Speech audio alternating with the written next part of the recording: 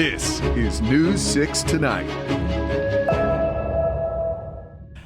Hello, everyone, and welcome to the Friday edition of News 6 Tonight. If our smiles look extra big, there's a good reason for that. It's been a week. It has been a week. I'm Lewis Bolden, sitting in for Matt Austin tonight. Thank you for being here. Down. Last night, Matt barely had a voice, and we kind of knew. We're like, oh, he's not going to make it. And sure enough, he didn't make it.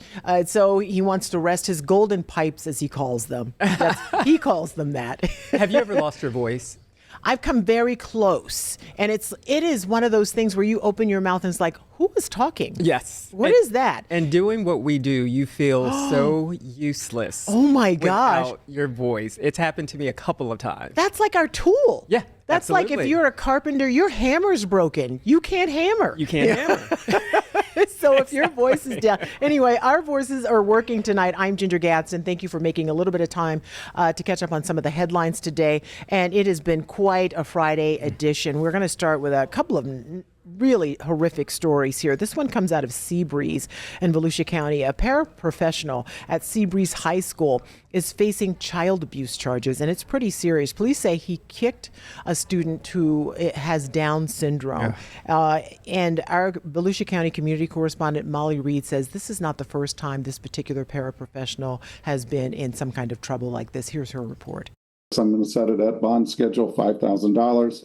Mr. Wright, I'm also ordering that you have no contact whatsoever with the protected party. Dontel Wright is now facing a child abuse without great bodily harm charge. Wright's personnel file from the Volusia School District shows he's been accused 4 times since 2019 for hands-on discipline. 2 of them were found unsubstantiated. One showed he received a letter of caution in October 2021 for allegedly striking a special needs student on the head several times. Another record shows an incident from April 2025 where he got a letter of reprimand and actually had to do required training for shoving a student. Now, investigators say in this latest case, a 17-year-old student was having a rough day because his favorite teacher wasn't at school. The report says this triggered the student, who couldn't handle the day's events, and teachers had to keep tracking him down when he ran around campus. At some point, they say Wright kicked the student, and the teen ran and hid under the gym bleachers. Wright is then also accused of violently grabbing and ripping the teen out from under the bleachers. Police say the teen was never aggressive towards Wright and that the student was not injured. The school district tells us that Wright was immediately reassigned to work away from students pending the outcome of this investigation. I'm your Volusia County community correspondent Molly Reed, News 6. I mean, just hearing the details of that, it's very horrific. And your job as a paraprofessional is to make sure those students are cared for and not abused. And the allegations are very serious. And I know Molly will stay on top of that and bring us the latest. And you certainly hate to hear multiple allegations, and you don't want to hear about any student being abused, but especially students with special needs. Yeah, it's just heartbreaking, and it's almost like you're taking, you're in charge of the most vulnerable, but you're also taking advantage of the most vulnerable population in our school. So yeah, it is not a good day in terms of school officials, because just yesterday, 39-year-old Colby Erskine was the head football coach for Mount Dora High School. Today, he is sitting in the Seminole County Jail, and he is facing charges. He's accused of crimes against a minor. And News 6's Mike Valente has that story. Yaniv Rosenberg telling our partners at WKMG that his family is at the center of this, claiming Erskine groomed his 15-year-old daughter, eventually sending explicit texts and photos to her using vanishing mode. And I said, who? And she said, Kobe, my math teacher. I said, the head football coach of South Plantation? She goes, yeah. I said, that mother. We looked into Erskine's connections to Broward County, and a school district spokesperson there tells us that Erskine was a substitute teacher for the district from 2014 to 2016, and then again in 2022. That same year, he became a math teacher at South Plantation High before a, quote, separation of employment in 2024. And as you heard Rosenberg say there, Erskine was also the head football coach of South Plantation High, even coaching Rosenberg's son. Shook hands with me, acted like he was my friend, acted like he was my wife's friend, and then here he is grooming my daughter, trying to get into her pants. Back here at the jail, Erskine is being held on no bond, and authorities from Broward County are expected in the next few days to come and pick him up. Now, this is a Plantation Police Department case, and so far that agency has not released much in terms of details about the allegations. I'm News 6's Mike Valenti reporting outside the Seminole County Jail. That is, when you hear them say that, it's startling because, again, a vulnerable population that you're in. It just doesn't make sense. And just to hear the father say that he was grooming his daughter, that he was pretending to be friends with the parents, and you hate to hear a situation I know, like but that. that's how they know what they're doing. If he's guilty, in fact, of what he is accused of doing, there's a method to how they massage everything, and you gain the trust of this person, you gain the trust of that person, and thank goodness that dad is like aware, and now other people will be aware too, and hopefully if there are any more victims that they realize, oh, something happened, and they begin to come forward too, because it just has to stop. I mean, our kids are in school to learn, and they just don't need that sort of attention. So we'll figure out what's going on there moving forward as well. Another story, we're in schools a lot today. Yes. And this time it's for one of those things where I applaud the kids because as a young adult, you're 18, most of them are like 17, 18, they're coming into their own, right? So there were some students who had said they were going to protest what ICE is doing here in Florida and in Central Florida.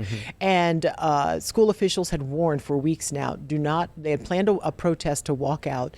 They're like, do not do this. There are consequences for your actions. But the students they cite their First Amendment rights in school. And they're there to learn. And that's one of the things you learn is that you have a voice. You have a voice. And you have the right to protest. Exactly, but you can't be disruptive. Right. So we're going to listen to a report by our community correspondent, James Sparvero, as to how those kids handled that planned walkout today. Out, ICE out, ICE out. What brought you guys out today? I'm Palestinian, Mexican, and Puerto Rican, so what's happening in the world right now is devastating. I've actually been to Rockledge High School for a walkout before. I watched in 2018 as some students came out to support the Second Amendment. Now, the difference between why Brevard School says it wasn't threatening any discipline for those students, but it is now, is because that walkout occurred after Parkland, and the district wrote to me saying it directly impacted students in Florida schools. The district said the walkout now was not related to a school-based issue. When I talked to School Board Chairman Matt Susan earlier this week, he told me he wasn't sure how many students would walk out. The district updated us Friday afternoon. It was 50 at the multiple county schools. It says whoever left campus without parental approval will still get detention or be suspended. The students I talked to told me they don't care. In Brevard County, I'm your Rockledge community correspondent, James Sparvero, News 6. I mean, in one aspect, you have to applaud those kids because they are exercising their right. And it's a part of being a citizen, right? And they're learning that. And pretty soon they're going to be able to vote, another right that they will also have. And it appears that they were not disruptive. Right. And many of them did have the permission from their parents to do what they did. So they did all the right things. And then afterwards, they went back to class. Yeah. So you can tell they didn't want to disrupt the school day, but they wanted their voices heard. Do you know what makes me proud is seeing high school students who care. Yes. Oh my care. God. You because know that's what I not what mean? we hear about them right now. Exactly. That they care enough to stand up, let their voices be heard. I think it is a great learning experience. Yeah. It may not be in the textbooks, but this is a real life scenario. Yeah. And, maybe next time they can organize something because they did have their parents' permission. And so maybe next time they can organize something on the weekends, maybe with their parents if they want to do something. But it got a lot of attention, and the school districts got ahead of it by warning them, and so the students were able to plan and protest appropriately. We still know how they feel, and they didn't get in a whole lot of trouble, it doesn't appear. So that's good. And you know what? Orange County schools said that they haven't had any issues. That's our largest school district. Yeah. They said they haven't had any issues, but they do have a plan in place just in case. Yeah, because this is an issue with with ICE enforcement. That's going to continue and it's going to move forward. And those kids are probably going to get together and plan more protests that they can peacefully participate in. Yeah. All right. So, you want to talk space? I love space. Listen, You I know you do. do. I know you do. There's some video that we could run Oh, from. gosh, Yeah, no. but we won't. But we've got some. We've got 2 crewed missions waiting for launch. And what do you have right back there on the table? Can you show the Not just audience, one, please? but I'm double fisting with cell phones. 'Cause work and personal, because that's how we roll. And guess what? These astronauts will be traveling with the latest smartphone. So NASA's top brass, Jared Isaacman, posted about it yesterday. He said the Crew 12 and Artemis 2 mission will fly with the latest That's smartphone. crazy that they haven't been. Right. But he said, it allows them to take pictures and videos and make memories for their family, and also to send back images back to Earth I as mean, well. but are they going to make phone calls to their family members? I don't or know just if you can make pictures? phone calls from space. I'm I not sure. feel Well, like there you're are closer to the satellites up there. satellite. That's okay. Science. That's all I know. We're probably so wrong on this. Like that's not how it works. But it just seems so interesting, and it's so curious that now that this is the time that they're choosing to use cell phones, which, okay, it makes a whole lot of sense. You eliminate the middleman. You just can contact your own family members from space. Yeah. And we'll see the images that they're able to send back. But that is pretty cool. And I'm like you. I'm surprised that hasn't happened before. already. Yeah. So I can't wait to see what the first, it's going to be, in the record book, the first cell phone picture that was taken in space. I wonder who's going to be the first one to do that. And I just want to see what they're going to take a picture of and what they send back to their family. But talking about space missions, the first one, like when you talk about going to the moon, the power we have in our pocket right now is more powerful than what sent them to the moon, which is why people are surprised. They're like, how come we haven't been back in 50 years? Yeah. Well, slow down. We're about to go. We're about to go. That's what this is all. That's what this is all about. So it's very exciting to see them be able to do that. And, you have whenever they go for a launch, you see them take off in the cars, and the family members are there waving, and you're like, okay, I'll see you in 6 months or whatever it is. So it'll be really special that they'll be able to kind of connect in a different way. Yeah, and we'll not see so the public. images that they're able to send back. And I'm very curious. They just said smartphones, but I want to know. iPhone, Droid, what? I'm curious. You know it's not going to be a Droid. And I'm sorry for all you Droid people out there, but it's just not going to be. They take better pictures, but everybody has an iPhone. I'm sorry. It's not going to be a Droid. Okay. When we come back, we're going to talk about a story that is also very important. I love bird watching, and this is something you can do to help with the pelican population. And our Paul Giorgio spent some time with that community, and he's going to bring us that story when we come back after the break. All right, welcome back to News 6 Tonight, everyone. Lewis Bolden in for Matt Austin. Lewis, thank you. Of course. All right, you have a fantastic story to tell us about because it's by one of our favorite photojournalists. Yes, protecting the pelicans. Yes. They are doing some really cool things over in Brevard County. They have some citizen scientists who are doing some things to find more research about pelicans and trying to protect them. So News 6's Paul Giorgio has that story. Megan Stolen has a bird's eye view. She's a volunteer spotter for a new study in partnership with the Florida Wildlife Hospital. The goal is to monitor pelican behavior and maybe even change it. It's those interactions with humans and our waste that cause most of the problems. Fish bones scratch and damage the bird's throat and stomach. Fishing line, broken off and discarded, can entangle them. The lucky ones end up here at the Florida Wildlife Hospital. When a pelican comes in for treatment, it will get one of these, a tracking band. Some will be released back where they were found. Others will go to another location. AU8 is still there. Volunteers like Stolen will be there to document their moves. That's kind of my analogy is these are juvenile kids that have learned bad habits and now they need to make some new friends and grow up a little bit and, make better choices. At Sebastian Inlet State Park, Paul Giorgio, News 6.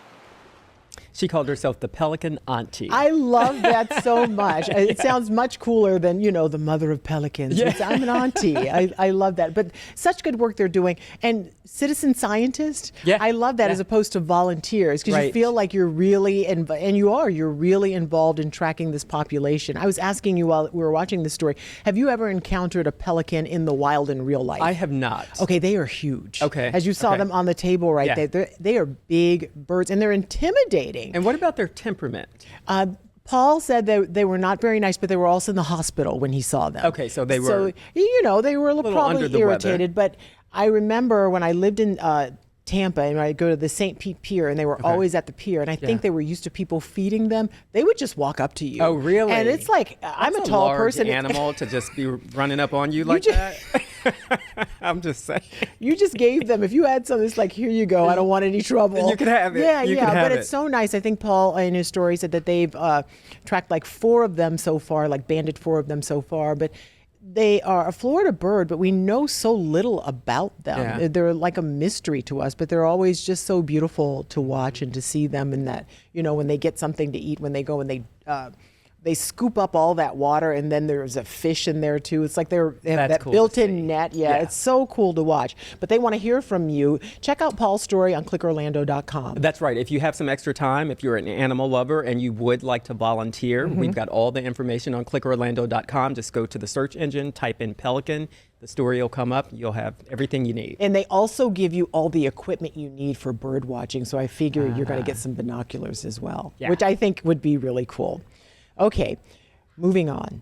You haven't done this show since we changed the format just a little No. bit. We have a new edition. Okay. Oh my goodness, our new edition doesn't have his light on. He's very demanding, and his light's not on tonight. It's Come DJ. on, there DJ. he is. There he is. All right, so DJ is here tonight. He always tracks what people are talking about online, and tonight it's about a burger joint that is coming back to Central Florida. I think there were Okay. some here before, and now it's coming back. So he's going to tell us what people are talking about. All right, we've got a controversial one today, and it's one that's very near and dear to my heart. Everyone's talking about fast food burger chains and which one is the best. This whole conversation was sparked by this post on the News 6 Facebook page. The post links to our article about Whataburger's return to the Orlando area, and the post has now been seen by nearly 1 million people, has hundreds and hundreds of comments. While many people are pretty excited, there's also others who just are looking for something else. Like Brian, who's one of probably 100 comments I saw, who said, "Call me when In-N-Out gets here." Corey's a big fan, said, "Swear this better not be a lie." Corey, I'll tell you what, if I'm lying, I'm dying, and I feel alive. Jason said, "Lived in Texas for 6 years and never understood the hype over this chain." All right, so I need to know, what's the best burger chain? That's the QR code, take you right to our post. Drop a comment in there, let me know, and you'll also find a link there if you're interested in learning more about Whataburger's return to Orlando. 1 million views? Is that what we were People hearing? are going crazy over this thing. Why? I think I'm Why? unmuted. Do you? Okay, what is your take on Whataburger? Well, since we're not sponsored, we can say whatever we want, right? Yeah, right now, yes. Whataburger wants to sponsor. Then we take it all Greatest burger back. I've ever had in my life. But until then, I don't know. I don't know. I don't understand the hype. There was a lot of comments about that. I understand the hype. Yeah. They've been here before and they closed. And I know they've started to really expand everywhere. I know my family's in Georgia and they have a bunch there, and some of those have shut down. So they're trying again. Maybe there's more hype this time around. I don't know. It's a weird thing. I'm happy with. I'm a simple, just Burger King's fine. Really? Oh yeah. What, like a Whopper, Whopper Jr.? Double cheeseburger, the flame grill. There's something. I don't take you as a Burger King kind of midnight kind of.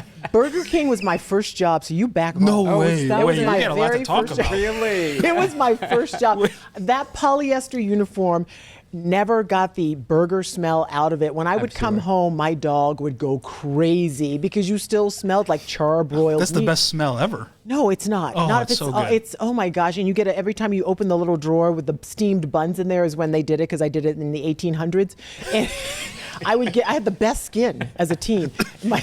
You'd get a facial every time. Okay. So my burger of choice is Culver's.